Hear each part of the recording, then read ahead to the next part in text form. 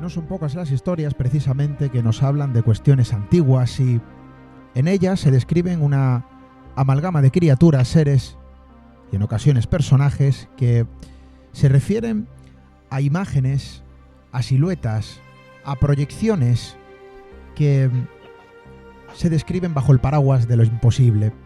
Y desde luego cuando atendemos a este tipo de criaturas, abrimos las páginas quizá, quién sabe, de los libros más antiguos de la propia criptozoología, nos damos cuenta de que hay seres que son universales. Allí donde se produjeron determinadas apariciones según los testigos que dejaron plasmados en gráficos antiguos, en documentos, en testimonios, que fueron la cuna quizá para determinados mitos y leyendas, quizá también, ¿por qué no?, la realidad de algunos en su momento y en su época, se da cuenta de esa universalidad en determinadas criaturas que llevan acompañando a la mente colectiva del ser humano desde hace demasiado tiempo. Algo tiene que tener, desde luego, ese tipo de elementos cuando se transforman en globales, en universales, en algo así como un objeto, elementos, sí, lo hemos dicho, imperecederos al tiempo, casi como una nebulosa que permanece inalterada con el pasar de los siglos y de los milenios.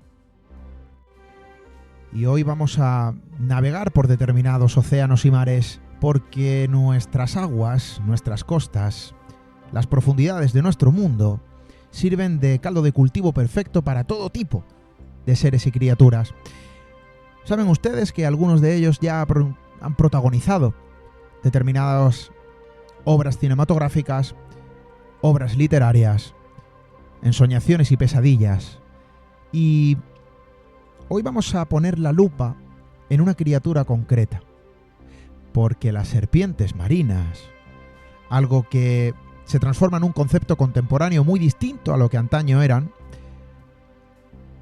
ha dejado una estela que queremos recorrer con un propósito y con un objetivo. Nuestro compañero Félix recientemente llegaba a la sombra de estas criaturas por una serie de páginas en las que se describían unos textos y hoy tenemos que hablar de ello. ¿Y qué es lo que vamos a contar? Bueno, yo creo que puede ser interesante. Compañero Félix Ruiz, buenas noches. Buenas noches, Esteban. Programa 338. Nos estamos acercando a esa barrera de los 350. Ya nos queda poco. No llegaremos a esta temporada. Por poco, no nos vamos a quedar muy lejos. Pero bueno, ya hay que ir pensando en algún especial, ¿eh? Algo potente. Bueno, yo creo que nuestra antigüedad en la radio, somos jóvenes todavía, Félix, aunque ya pintamos canas. Son muchos años los que estamos y llevamos trabajando juntos en esto de los micrófonos. Pero te voy a recoger el testigo. Quizá, no lo sé, ¿por qué no? En un programa próximo podríamos desarrollar algo especial, precisamente por la longevidad jovial, hay que poner ese matiz, que estamos desarrollando, ¿no?, en la radio contando historias, Félix. Recientemente me contabas, oye, he llegado a esto de las serpientes marinas, como siempre, ¿no?, en tus lecturas, y de cada lectura se puede extraer un aprendizaje y desde luego una historia que contar. Y precisamente eso es lo que esta noche nos posiciona delante de los micrófonos, Félix. Sí, porque, casualidad o no, otra vez, mediante lectura y pasatiempo, pues llegas a un tema en el que puedes ahondar un poco y bueno, que trasciende la propia, por ejemplo, la propia criptozoología, ¿no? Y saludo desde aquí a Javier Resines. Porque esto de lo que vamos a hablar hoy, como digo, supera a la criptozoología, tiene que ver con la antropología, con la mitología, con la historia, con la lingüística, incluso tiene que ver y toca también a la propia viralidad, ¿no? Porque seguimos siendo hoy día testigos, podemos leer de vez en cuando en televisión o a través de internet, en redes sociales, noticias que tienen que ver con avistamiento de seres extraños, criaturas que no deberían estar en un determinado lugar, felinos gigantes, este tipo de cosas que de vez en cuando van apareciendo en el programa, ¿no? Precisamente, a primeros de mayo, se cumplieron 90 años de la primera crónica oficial que se tiene de Nessie, del famoso monstruo del lago Ness. Una crónica, por cierto, que era totalmente artificial y, bueno, quizá a futuro podamos hablar de esto con Ignacio Cabria, que le dedicó un libro monográfico a la, vamos a decirlo, creación antropológica por parte de las personas de determinados monstruos y de determinadas historias y leyendas. Y una tenía que ver precisamente con Nessie, que es un sucesor, por así decirlo, de tanto esa corriente de noticias sobre animales prehistóricos, dinosaurios y demás que supuestamente sobrevivieron y sobreviven hasta nuestros días, y de todas estas historias que tienen que ver con la gran serpiente marina. Como digo, llegué a esto gracias a leer, por ejemplo, Sandman, una de las obras magnas de Neil Gaiman, y en uno de sus volúmenes pues presenta una de estas historias cortas en las que hay un avistamiento en un barco, en un determinado contexto, varios personajes pues ven a una de estas serpientes marinas gigantes y deciden entre ellos pues no contarlo por la simple razón de que probablemente no les crean. Igualmente, también sacando de nuevo esa faceta gamer mía, pues hace poco jugué la última entrega de la saga God of War y en ella pues aparece esta serpiente del mundo, Jormungandr, de la mitología nórdica, dando muestra una vez más de que estas historias siguen contándose, siguen transformándose y siguen estando presentes en el imaginario colectivo. Y cuando hablamos de esta gran serpiente marina, hablamos de un ser que en el siglo XVIII-XIX cobró gran importancia, pero que está presente desde el principio de los tiempos, como digo, a través de la mitología. ¿Y qué es, o mejor dicho, de qué está formado? Bueno, es una hibridación, digamos, ¿no?, de varias figuras mitológicas diferentes. La primera sería el Ketos griego, latinizado después como Cetus, lo que nosotros conocemos como cetáceo, que en la mitología griega precisamente es un monstruo marino enviado por Poseidón, un Poseidón colérico, para devastar la costa de un país, ¿no? Y ahí, dependiendo del autor, Apolodoro, Higinio, Licofrón, Ovidio, pues encontramos diferentes versiones de la historia. Una de ellas transcurriría en Etiopía y la otra en la mítica ciudad de Troya. Este Ceto, en una de las versiones, sería enviado para castigar a Casiopea, que se había jactado de que su hija era más bella que todas las Nereidas, las hijas de Nereo y de Doris, y hermanas de Nerites. Y bueno, como era de esperar, pues estas Nereidas se lo contaron todo a Poseidón, y enfadado, el dios del mar envió primero una inundación y luego a un monstruo marino para que devastara Jope. Cuando el rey del lugar consultó con el oráculo de Amón, pues este le reveló que la única manera de aplacar la ira del dios Poseidón consistía en sacrificar a Andrómeda, inmolarla a este Ceto. Y justo en ese momento aparece el mítico Perseo, que derrotó a Ceto y se desposó con Andrómeda como recompensa. Una segunda versión de la historia de Ceto, de este monstruo marino, nos cuenta que fue enviado para castigar el perjurio que Laomedonte, rey de Troya, pues había ocasionado. Y a diferencia de en la historia etíope, el monstruo, este Ceto, sí que tiene una filiación, así que lo imaginaron como una hija de Forcis, digamos que una historia diferente. Un segundo ser que es antecedente de esta serpiente marina es el que hoy conocemos como Hipocampo, que también en la mitología griega, según nos cuenta Pausanias en Descripción de Grecia, es un caballo marino con la parte inferior del cuerpo desde el pecho en forma de monstruo marino o pez y la parte superior de caballo. Este hipocampo aparece incluso en Homero como símbolo de Poseidón, cuyo carro surcaba el mar tirado por veloces caballos. Digamos que es una imagen que después ha pasado a formar parte del arte decorativo, especialmente en la cerámica, en los mapas medievales, y ha llegado hasta nuestros días. Un tratado griego también que trataba sobre estos monstruos legendarios era el fisiólogo, que como digo, se tradujo al latín en el siglo IV, después a muchos idiomas europeos y orientales, y aunque no se conserva el original griego, que se escribió más o menos entre el siglo II y el IV en Alejandría, sí que contiene muchas descripciones de seres legendarios. Y por ejemplo, San Isidoro de Sevilla, en su etimología, pues recogía muchas citas y le influyó mucho a la hora de transmitir ese simbolismo religioso en imágenes y en seres como el pelícano, el ave fénix, y también tuvo una gran influencia en los bestiarios medievales de los siglos XII y XIII. Félix, aquí hablamos de un ser como cualquier otro de la mitología antigua. Habría que establecer determinadas diferencias, no lo sé. No todos los seres de la antigüedad han llegado con la misma popularidad a nuestros días y a nuestros tiempos. Algunos han calado en el inconsciente colectivo de una forma mucho más incisiva y profunda que otros. Y aquí hay un componente humano, está claro. Pero todo este halo de romanticismo alrededor de determinadas criaturas y seres, esa universalidad que se gesta en determinadas figuras representativas de la antigüedad, que quizás representaban los sueños, las pesadillas, los miedos o las realidades de los antiguos pobladores, no todos han llegado con la misma popularidad a nuestros días y a nuestro tiempo. Y ahí quizá habría que establecer un análisis, no lo sé si antropológico o cultural. Hay seres más olvidados que otros y otros que permanecen más vivos que algunos.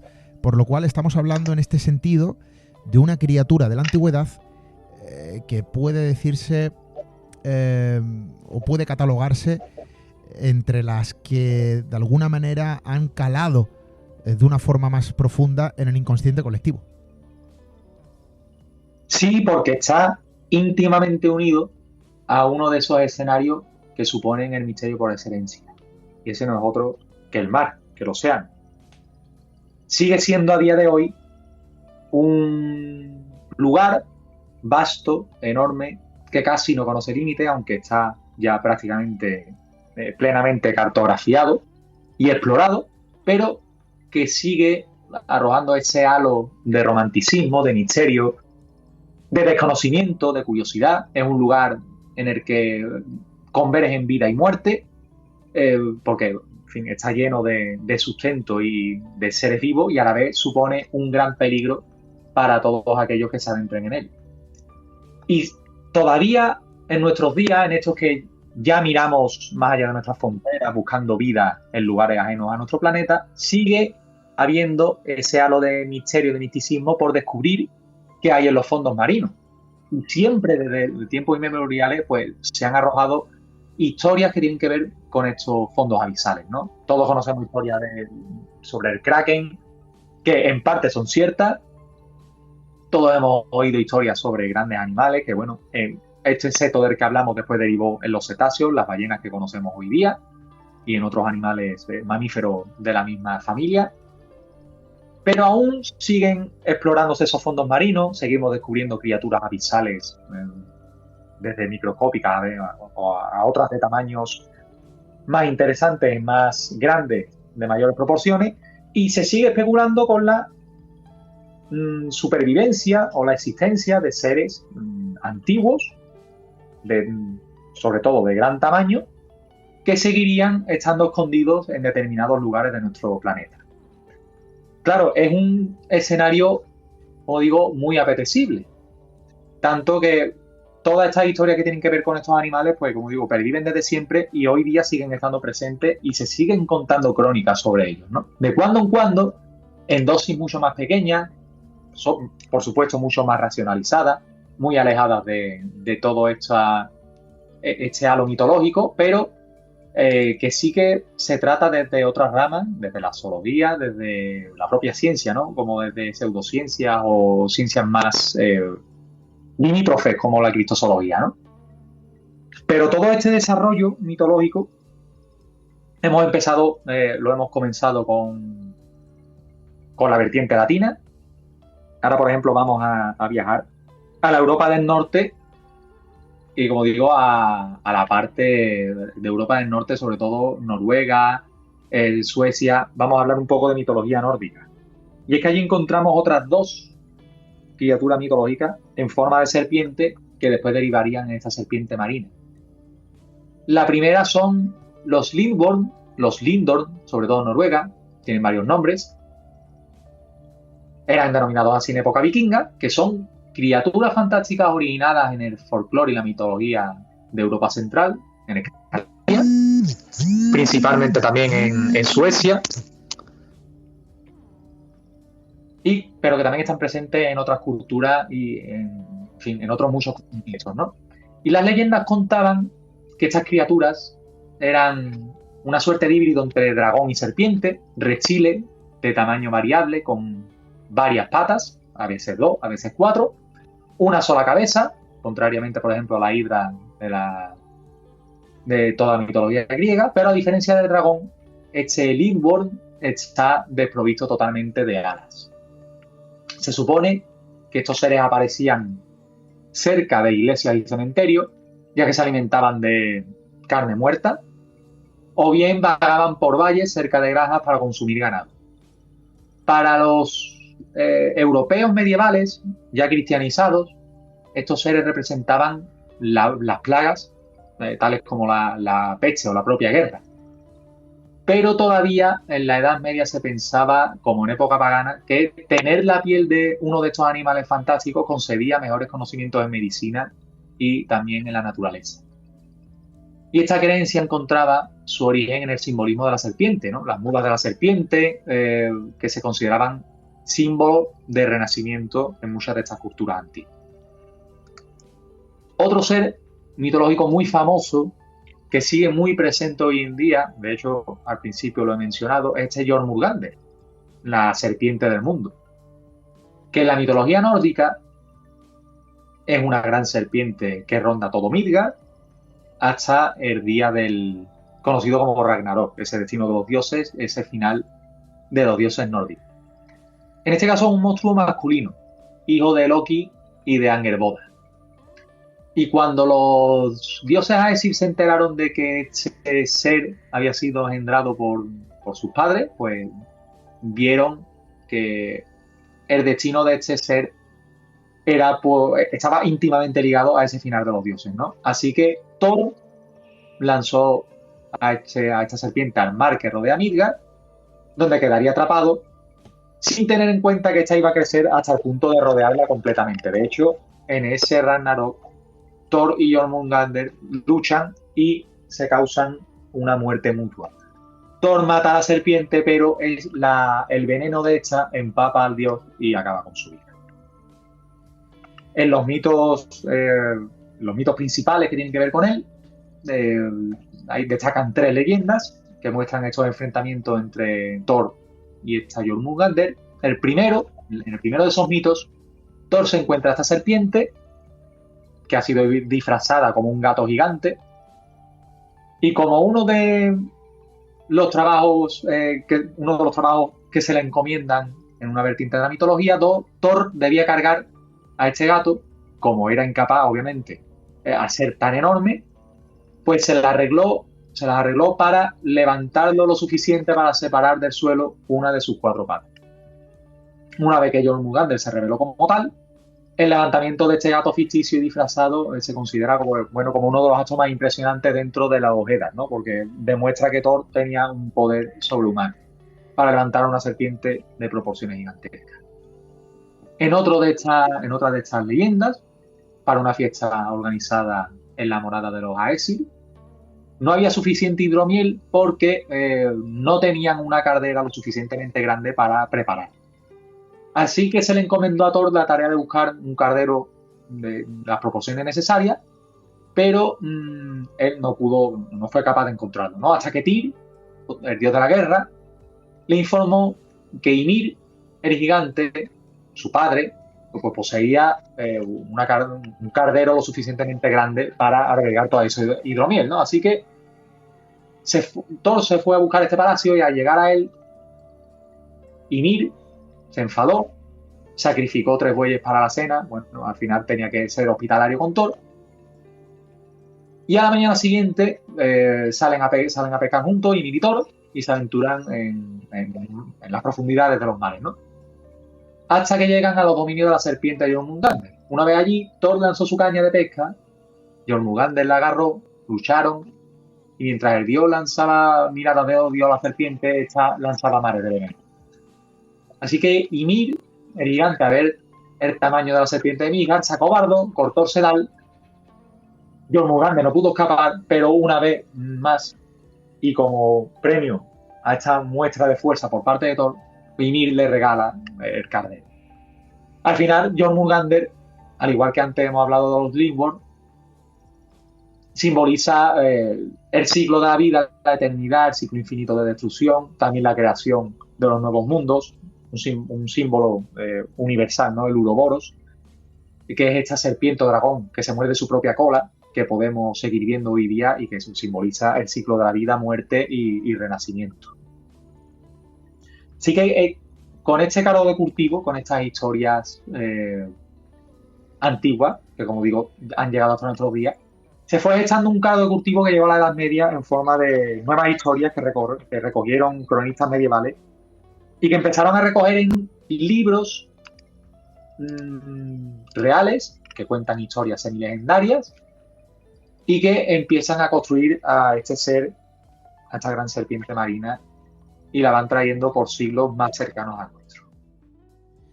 Y aquí hablamos de una criatura, Félix, universal, plasmada en la mitología. Algunos dirán que en las propias realidades, porque nuestro mundo está poblado de seres y de criaturas muy vivas, muy reales, que algunos especialistas y estudiosos aseguran que pudieron ser el caldo de cultivo, la fuente de inspiración para la creación de, bueno, toda esta amalgama, todo este bestiario que puebla la mitología global de nuestro mundo. Y yo no sé si la serpiente marina tiene ese paralelismo, si tiene, digamos, ese punto de partida en nuestro mundo real, dentro de la biología conocida. Sabemos, por ejemplo, que el kraken, como tal, el pulpo gigante, el calamar gigante, tiene su hermano en nuestra realidad y que podría ser la base y el fundamento de la creación de su propia leyenda. En el caso de la serpiente marina, ¿podríamos estar hablando de algo similar? Sí, como he estado comentando, bueno, en el caso de esta serpiente marina es una hibridación de seres legendarios y de definiciones que diferentes autores han ido dando de este supuesto ser. Ya llegaremos al momento en el que hablemos de avistamientos más o menos modernos en los que se habla de la posible aparición de este ser en diferentes latitudes, ¿no? Pero antes vamos a irnos a la Edad Media, y es que la primera referencia de una serpiente marina como animal, vamos a entrecomillarlo mucho, real, con melena de caballo, se debe a Olaus Magnus, o Magni, un escritor, cartógrafo, eclesiástico sueco, pionero en la antropología sobre el norte de Europa, hermano del también escritor Juan Magno, y que su obra fundamental es la historia de Gentibus Septentrionalibus, que se editó en 1555, a mitad del siglo XVI, en 22 libros sobre geografía, tradición, leyenda, costumbre de todos los pueblos escandinavos. Él, entre ese catálogo de seres legendarios, nos habla del Soghorn, que según su propia entrada era una gran serpiente marina de 60 metros de longitud, de 6 metros de diámetro, que vivía en roca y agujeros cerca de la costa de Bergen, que salía de su cueva solo por las noches de verano y con buen tiempo para comer ternero, corderos, cerdos o bien para penetrar en el mar. Y según esta definición tenía una melena de 60 centímetros de largo colgando del cuello, escamas afiladas de color marrón y ojos flameantes que brillaban. Esta versión de Olaus Magno sobre la gran serpiente marina nos hablaba también de esta serpiente como una serpiente terrestre que vivía en los acantilados al borde del mar, que se hacía gigante por comer en exceso y que ya en su madurez, siendo adulto, pues se lanzaba al mar a vivir, donde llegaba a adquirir ese enorme tamaño de 60 metros de longitud. Olao también informaba sobre el valor simbólico que conllevaba encontrarte a un ser como este Soulworm. Pues nunca aparecía sin denotar algún fenómeno contra natura o un cambio amenazante para el Estado, ¿no? Cada vez que aparecía este ser, pues venía a ser como un presagio de que algo malo iba a pasar, sobre todo en lo referente a ser un presagio de muerte o bien a ser un presagio de una contienda próxima, una guerra. El más importante naturalista de esa época, el alemán Konrad Gessner, le dio una vuelta de tuerca a este concepto del Soulworm. Así que para este hombre la serpiente que describía Olao Magno era una serpiente pues plenamente marina, ¿no? Y en su libro Historiae Animalorum, más o menos de la misma época, este se publicó también a mediados del siglo XVI, este naturalista aportó al imaginario colectivo la figura ondulante del lomo de la serpiente sobresaliendo en volutas verticales sobre las aguas.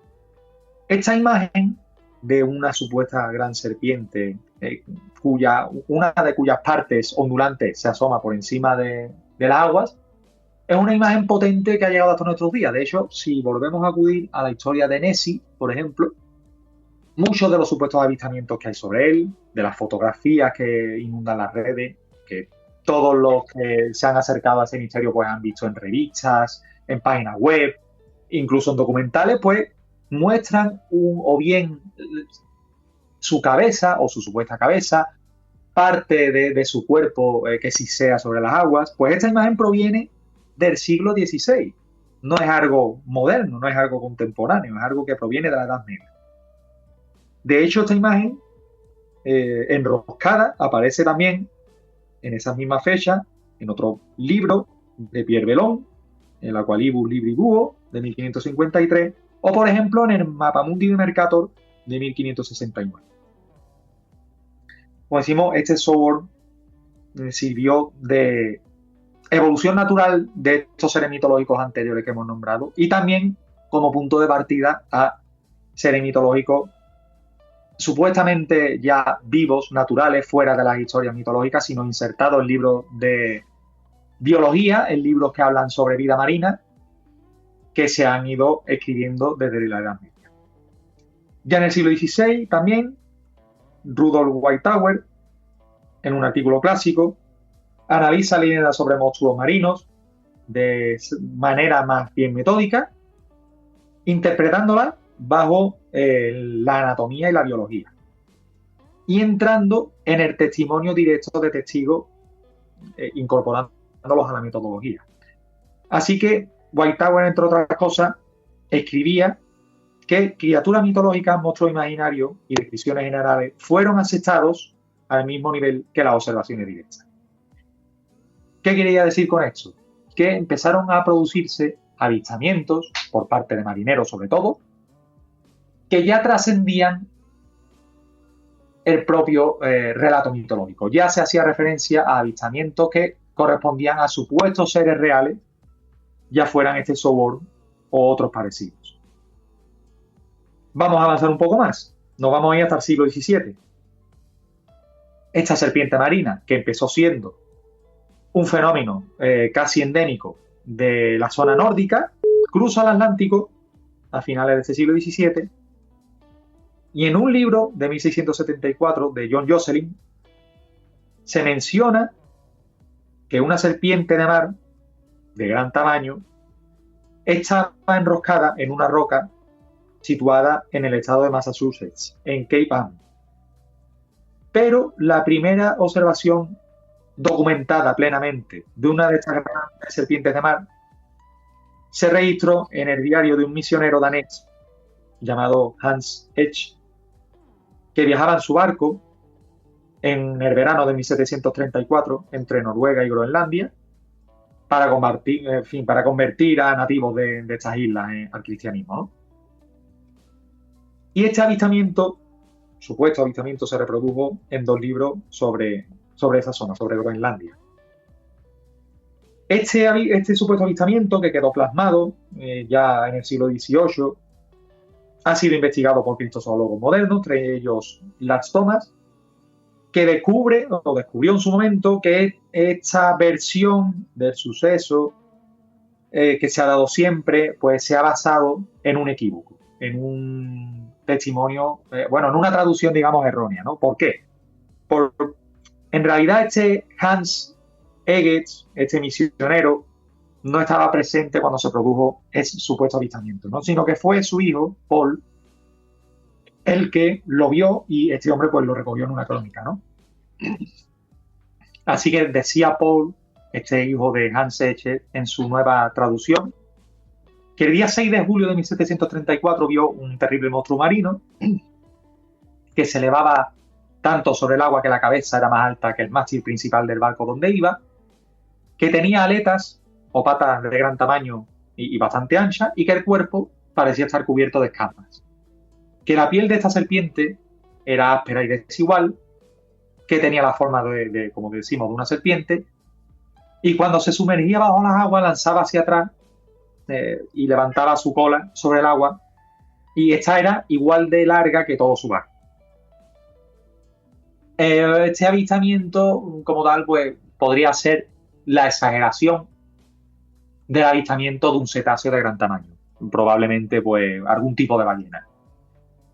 Con el desconocimiento de la época y la lógica impresión de avistar a un animal de gran tamaño pues muy cerca de tu barco, y conociendo las historias que se contaban sobre seres de este tipo, es factible, bastante probable, que se confundiera con un animal mitológico de este tipo, con una serpiente marina.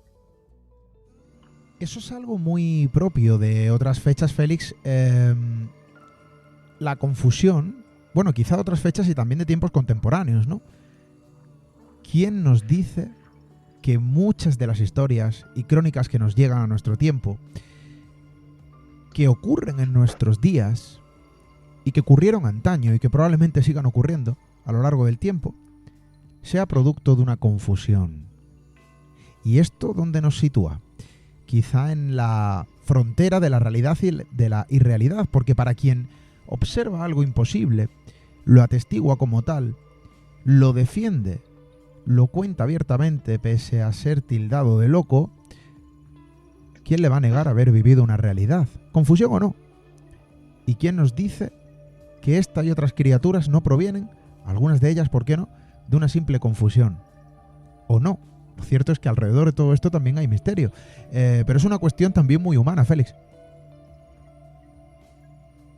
Sí, como decimos, pues sigue ocurriendo hoy día. De hecho, muy cerquita de nosotros, aquí en tierras andaluzas, ambos somos andaluces, pues hace muy poquito teníamos crónicas, creo que fue en la zona de Granada, si no me equivoco, sobre lo típico, ¿no?, que se ve últimamente, un felino de grandes dimensiones, de color casi siempre de colores claros, blanco, arbino, que diferentes vecinos de cierta localidad pues observan en los alrededores, en fin, y estas historias pues ya sabemos cómo suelen empezar y cómo suelen acabar, ¿no? Se propaga muy rápido hasta que llega, en fin, hay crónicas de algún investigador, periodista, gente más cercana a nuestras ramas, ¿no?, algún criptozoólogo que se acerca. Y estas cosas pues suelen acabar siempre de la misma forma. No es que se trate de un felino extraño, no estamos hablando de un lince, no estamos hablando de un leopardo, no estamos hablando de un tigre. Al final suelen ser, en la mayoría de casos, pues gatos de gran tamaño, ya mayores, viejos, muy bien alimentados, que pues alcanzan un tamaño que para algunas personas que a lo mejor no estén muy familiarizadas con ellos, pues puede ser excesivo y lo pueden confundir viéndolos desde lejos con otro tipo de animal, ¿no? Pero no. Pues con esto, con el desconocimiento de alguien que no está metido en la materia, pues pasaría algo parecido, ¿no? Probablemente algún experto de esa época, en fin, algún naturalista, podría haber dado testimonio de que esto no era ninguna criatura extraña, ¿no?, sino que simplemente era, pues, en fin, probablemente un cetáceo.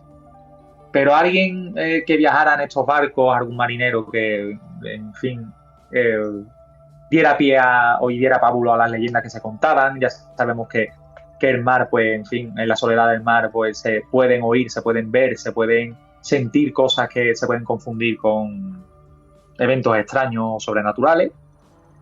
Confundiera algún avistamiento de este tipo pues con criaturas que no existen, ¿no? Ahora nos vamos a meter en el siglo en el que la serpiente marina puede dar paso definitivo a convertirse en un ser famoso.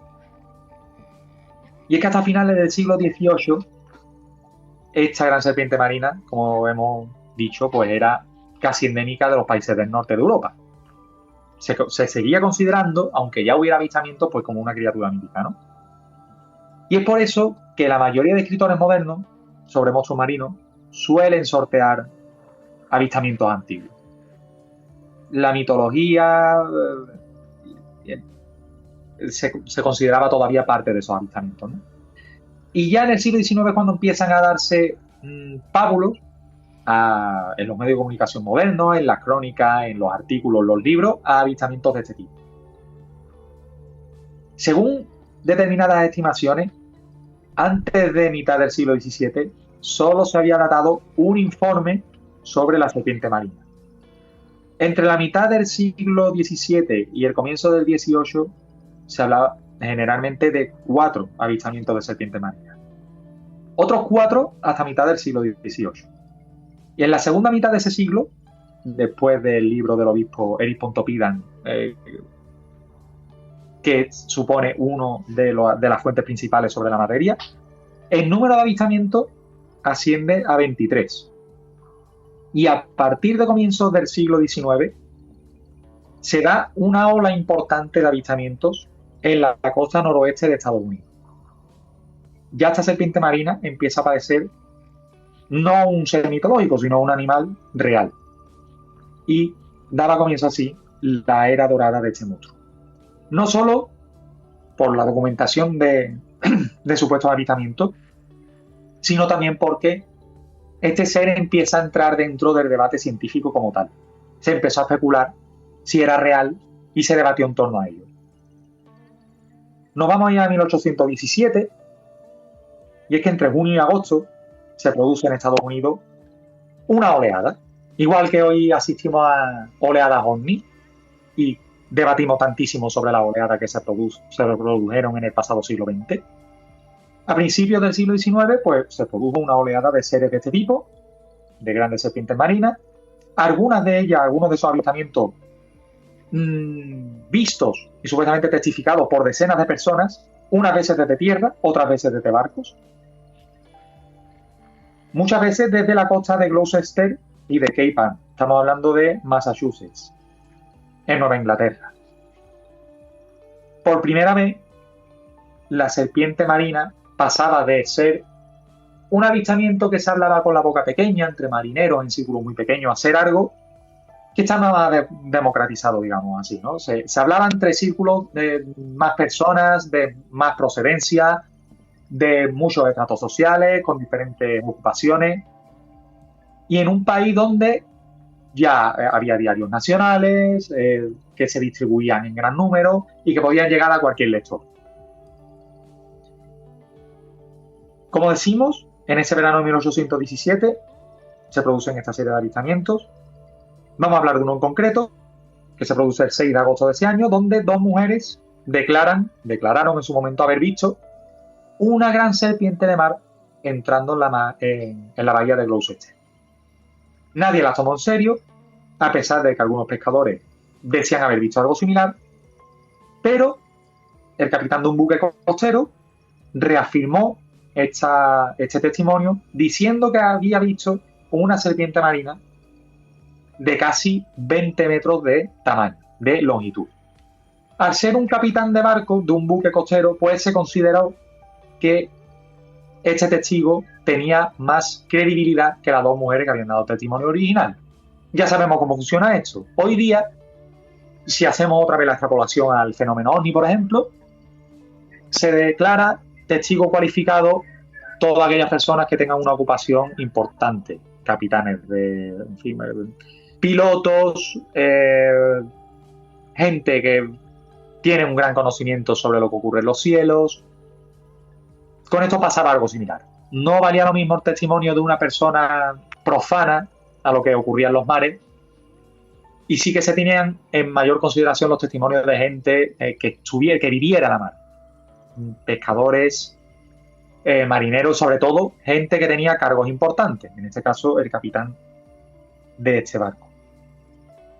El 10 de agosto, 4 días después de ese avistamiento en Gloucester, otra mujer vio desde su casa, durante una media hora, como una serpiente de una longitud similar, de unos 20 metros, que tenía una fila de jorobas, como las boyas de una red de pescadores, levantaba la cabeza sobre el agua, se enroscaba y se volvía a extender.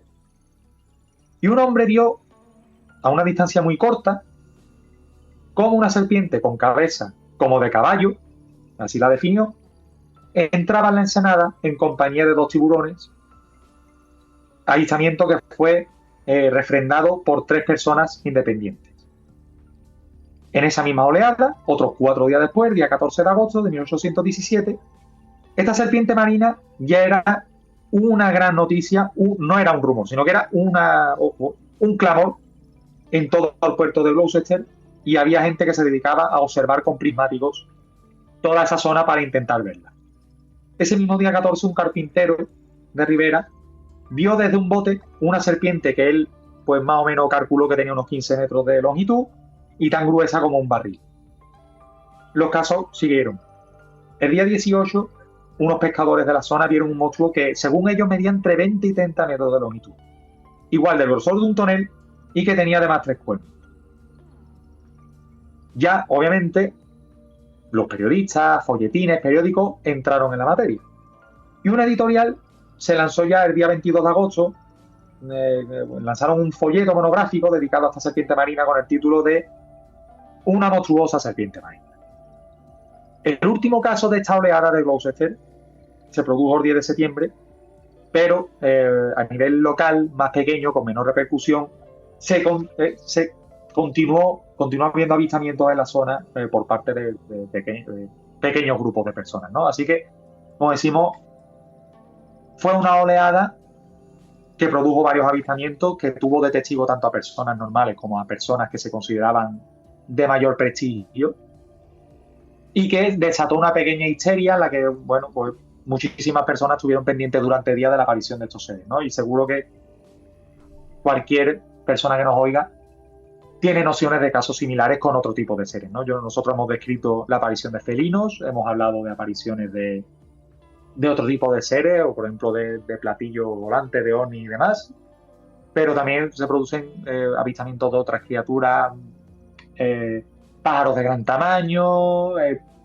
perros también de tamaño considerable, perros negros, que también son muy afines a leyendas urbanas y a este tipo de cosas que tanto nos gustan, ¿no?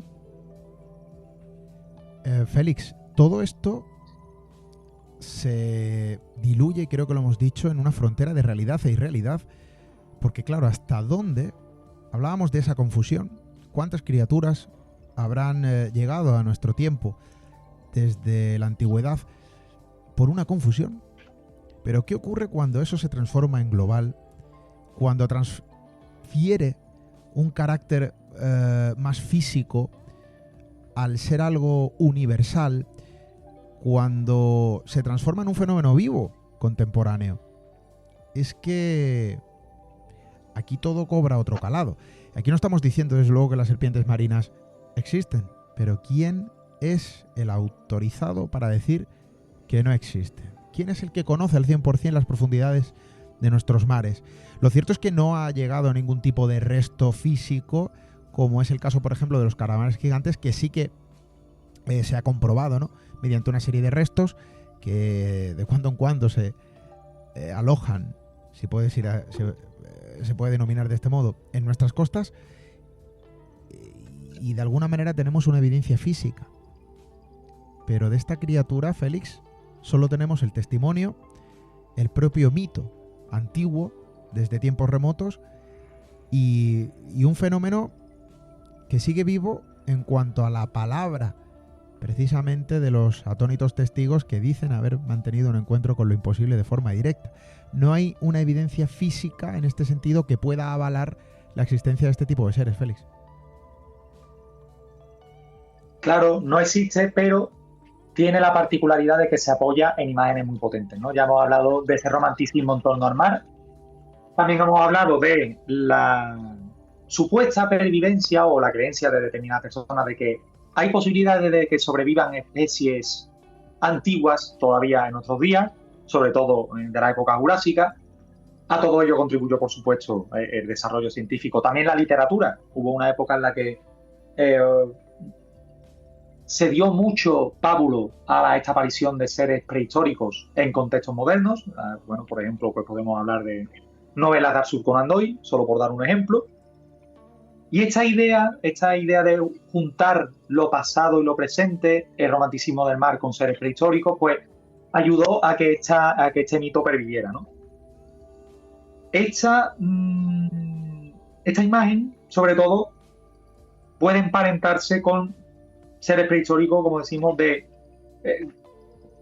marino, ¿no? El ictiosaurio, el conocido como pez lagarto, del que sí que hay restos, el plesiosaurio, el denominado casi lagarto, de los que sí existen restos físicos. Y además se empezaron a descubrir huesos de ellos en pleno siglo XIX. Por ejemplo, en 1811, Joseph Anning descubrió un cráneo de este ictiosaurio y en 1821 se resolvió el debate sobre su entidad, bien como un pez real o bien como un saurio, como un ser extinto, a favor de esta última hipótesis. No es que el ictiosaurio existiera hoy día como un pez real, sino que era un vestigio, un resto de un ser extinto hace millones de años. Poco después, en 1823, la hermana de Joseph Anning, Mary Anning, además de completar el esqueleto de ictiosaurio, descubre este primer esqueleto de plesiosaurio. Y estos ejemplares, tanto el del ictiosaurio como el de plesiosaurio, sirvieron para demostrar esa teoría de la extinción de los dinosaurios, ¿no? Todavía había debate en torno a si había determinados animales, sobre todo marinos, que habían podido pervivir en determinados ecosistemas cerrados, herméticos, en los que casi no se relacionaban con el resto de seres, y en condiciones muy estrictas, pero estos hermanos, con estos descubrimientos, zanjaron ese debate. Aunque lo zanjaron, como sabemos, en falso, porque es que después seguimos encontrando avistamientos y seguimos encontrando testimonios, aun sabiendo que estos seres no son reales. De hecho, volviendo una vez más al ejemplo de Nessie, podríamos hablar de otro ejemplo. Los hay en Europa, los hay en Sudamérica, los hay en África, de seres de este tipo, de seres serpentiformes, lagartos de gran tamaño, que supuestamente son, o lo denominan así, o bien plesiosaurios antiguos, o bien una evolución de esos plesiosaurios antiguos que de alguna forma que no terminamos de comprender han evolucionado hasta nuestros días. Y sabemos, por la propia ciencia, que esto no es real, pero todavía existe esa conexión, ese deseo, esa nostalgia por el descubrimiento de, o por ese deseo de supervivencia de seres que no deberían estar ya, no están ya entre nosotros, pero que podrían estar a lo mejor en un pequeño número, en colonias muy pequeñas, o estar contados simplemente con una mano, ser muy pocos y que están, por razones desconocidas, repartidos por medio mundo. Pero están repartidos por medio mundo porque estas historias navegaron alrededor del mundo. Estas historias comenzaron con la mitología, se desplazaron del mundo grecolatino al norte de Europa, de allí cruzó el Atlántico, llegó a América, y estas historias se universalizaron. Estas historias eran transmitidas por marineros que viajaron alrededor del mundo y que en los diferentes puertos transmitían estas leyendas. Y estas historias se fueron transmitiendo de generación en generación, incluso dejaron de estar circunscritas al mar abierto, sino que se transformaron también en pequeñas historias locales en las que se contaban historias de estos seres que viven en pequeñas acumulaciones de agua, sobre todo en lagos que por una suerte de conexión geográfica extrañas, pues están conectadas al mar o tienen canales subterráneos que los conectan a grandes mares y por eso supuestamente cuando estos lagos son investigados, son cartografiados, son eh, registrados con sensores, con radares pues no se observa nada porque estos supuestos canales subterráneos hacen que estos seres desaparezcan y se desplacen y entren y salgan a voluntad de estos sitios, ¿no? Y sobre estas historias se siguen escribiendo libros con avistamientos contemporáneos, siguen acumulando testimonios y tenemos ese conocimiento y esa base que nos permite demostrar que no son reales, pero siguen existiendo. Y la razón es plenamente, bueno, en unos casos es plenamente antropológica, por esta transmisión cultural de historia, y en otros casos es simplemente por notoriedad, por recibir una pequeña cuota de fama, por intereses, porque, por ejemplo, esta zona del lago Ness está muy... depende mucho del turismo y sabemos que el turismo se basa en esta imagen de Nessie y cada pocos años tenemos nuevos avistamientos. Dentro de 10 años, en 2033, tendremos el centenario de esa primera crónica oficial y seguramente, según nos vayamos acercando, se producirán nuevos documentales, se escribirán nuevos libros, incluso saldrán nuevos avistamientos de este supuesto Nessie, que no es real. Y a nuestros oyentes, pues les emplazo por ejemplo, a leer este tomo de Ignacio Cabria, que salió editado a primeros de año, Así creamos monstruos, se llama, en el que se cuentan historias y leyendas sobre el Yeti, sobre el chupacabra, sobre el Mothman, sobre animales de gran tamaño, y también de otros seres cristozoológicos, por ejemplo, un capítulo dedicado al monstruo lago Ness, y también un capítulo dedicado a estos precedentes que hemos ido narrando a lo largo de este ratito sobre esta serpiente marina. Relatos que han ido evolucionando y, como digo, que siguen existiendo a día de hoy, pero que no tienen una base real sólida. Pues esto es lo maravilloso de estas historias, Félix. El poder comprobar cómo de lo que aparentemente podría ser simplemente pura mitología, pura leyenda, nos encontramos con otra realidad. Nos encontramos con que a lo mejor hay algo más. Nos encontramos con que quizá no todo es lo que nos han contado en los libros de historia. ¿Quién sabe si todavía quedan elementos a su alrededor de la figura que hoy hemos representado en estos micrófonos de la serpiente marina? ¿Quién sabe si hay vestigios que podrían aludir a algo más?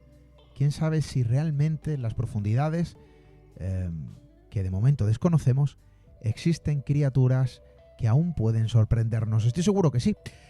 Félix, el tiempo, desde luego, que no frena su paso, impone su ley y nos dice que tenemos que abandonar este estudio improvisado. Hoy hemos estado grabando fuera, pedimos disculpas por cualquier fallo técnico, problema que podáis detectar. Las complicaciones han sido numerosas, pero tenemos que seguir nuestra trayectoria semanal y teníamos que estar aquí contando historias. Así que con este estudio improvisado y con el tiempo azotando en nuestras espaldas, Félix, a mí no me queda otra que decirte, bueno, que muchísimas gracias, como siempre, y te emplazo a esa propuesta, ¿no?, que has lanzado al principio, hacer algo especial. Pues quizá a nuestros amigos les guste la idea. Yo estoy seguro que sí. Félix, muchísimas gracias. Como siempre, gracias a ti, gracias a los oyentes. Esperemos que comprendan que estamos en una época un poquito complicada, estamos en fechas así, en fin, en lo que se refiere a la política un tanto complicada, así que hemos tenido que improvisar un poco. Y nada, espero que con que se oiga un poquito mejor que las veces anteriores en las que he participado, estaré contento. Nos oímos de nuevo pronto. Venga, un fuerte abrazo, Félix. Un abrazo.